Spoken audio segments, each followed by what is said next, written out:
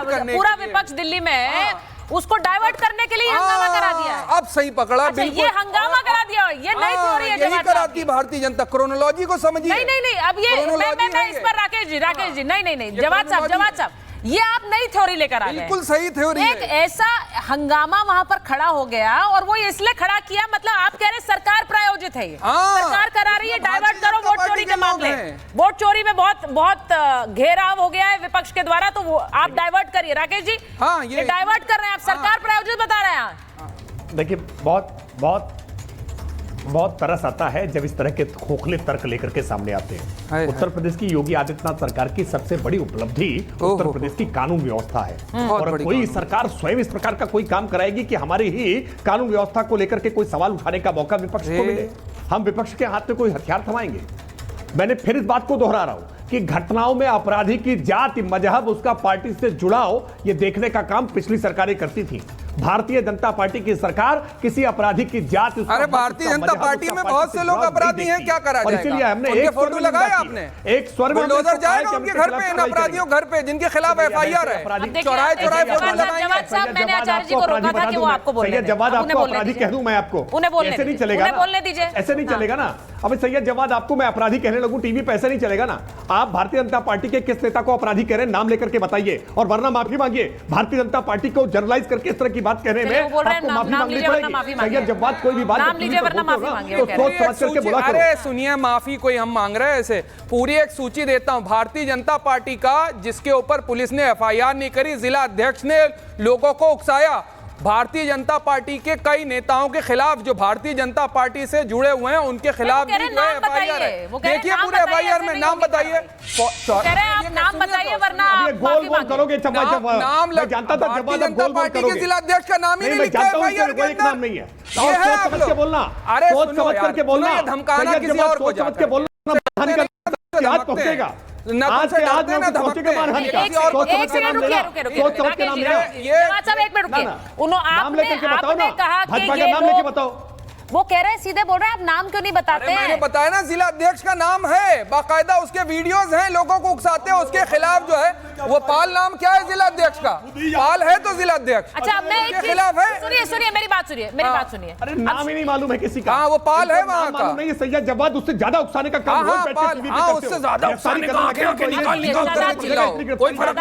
शादाब जी के पास जा रही हूँ, स्वामी चक्रपाणी आचार्य जी के पास आऊंगी। शादाब जी, जरा बताइए, आपके नेता ने बोल दिया कि ये तो 1992 का रिपीट हो रहा है, उन्होंने ये तक कह दिया है।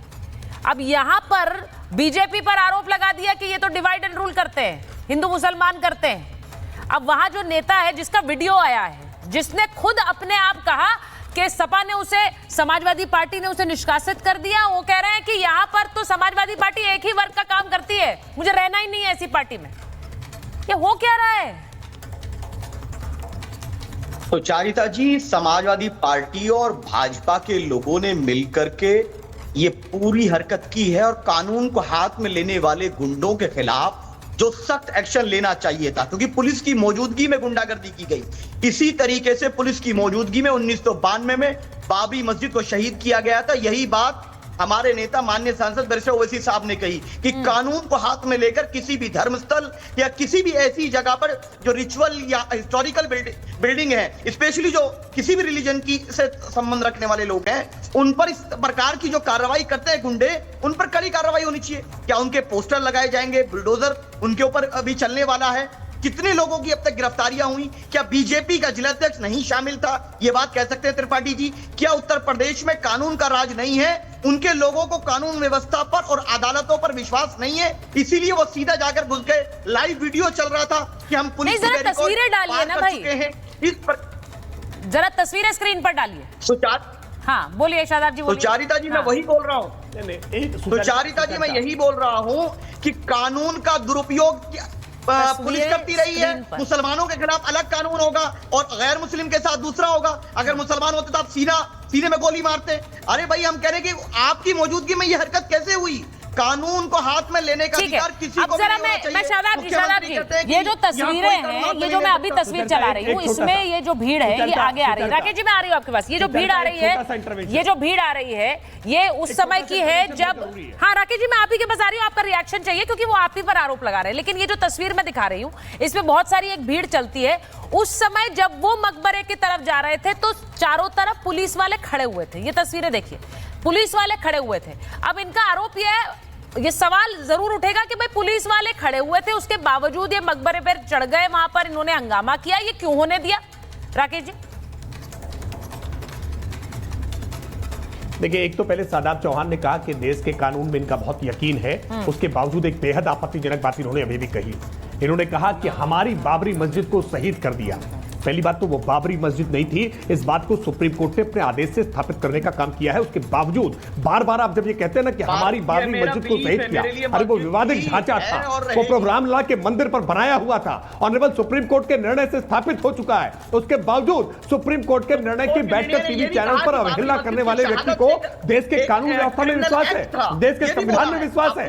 आपका विश्वास केवल और केवल आपके मजहबी कट्टरपंथी में है। आप मजहबी कट्टरपन में केवल यकीन रखते हैं, आपका देश के संविधान में यकीन नहीं है। होता तो सुप्रीम कोर्ट के निर्णय के बाद आप बाबरी मस्जिद को शहीद नहीं बनाते। आप बाबरी मस्जिद को जो शहीद बता रहे हैं ना, वो विवादित ढांचा था, वो गुलामी की निशानी थी, वो कलंक था, वो गुलामी की निशानी थी, वो कलंक था।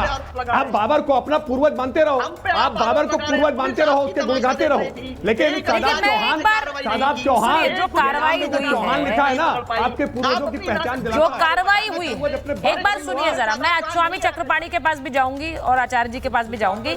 मंदिर मकबरे पर जो तकरार हुई है, मकबरे में तोड़फोड़ पर एक्शन, आरोपियों के खिलाफ जो एक्शन हुआ है, 10 नामजद के खिलाफ एफआईआर है और 150 अज्ञात लोगों के खिलाफ एफआईआर है।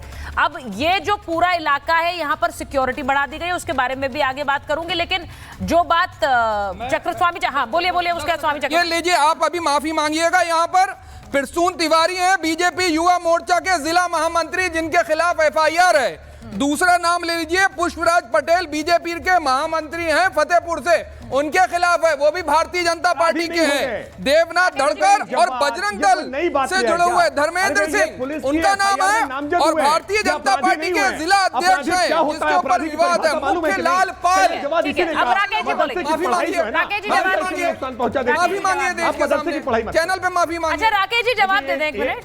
ये सैयद जव्वाद के साथ समस्या क्या है? हाँ। सैयद जव्वाद के साथ समस्या क्या है ना? अगर मैं इसलिए कहता हूं कि मदरसे की पढ़ाई के साथ साथ वहां टेक्नोलॉजी की पढ़ाई करा दी जाए, विधि की पढ़ाई करा दी जाए, तो सैयद जव्वाद जैसे लोग आकर के इस प्रकार की हरकत नहीं करेंगे। आपने शब्द इस्तेमाल किया अपराधी और आरोपी में अंतर क्या होता है, पहले पढ़कर जान लीजिए भाई। अपराधी कौन होता है, आरोपी कौन होता है, और जब तक कोई आरोपी उसका दोषी सिद्ध न हो जाए तब तक उसको अपराधी नहीं कह सकते हैं। आप इस बात को समझिए ना पहले। प्रशासन आपका, सरकार आपकी, आपके खिलाफ, नेताओं के खिलाफ, आप अपने जिला अध्यक्ष के खिलाफ जो है वो एफआईआर दर्ज नहीं कर रहे हैं। पुलिस ने एफआईआर दर्ज की है, आरोपी बनाया गया है। अरे मुख्यलाल के खिलाफ तो एफआईआर हुई। अच्छा ठीक है, आप बोल रहे हैं आरोपी बनाया गया, उनको अभी अपराधी नहीं बनाया गया। अच्छा मुझे जरा ये बात, राकेश जी आप कह रहे हैं आरोपी है, अपराधी नहीं है। अभी तो इसमें तो कोई नाम आया भी नहीं।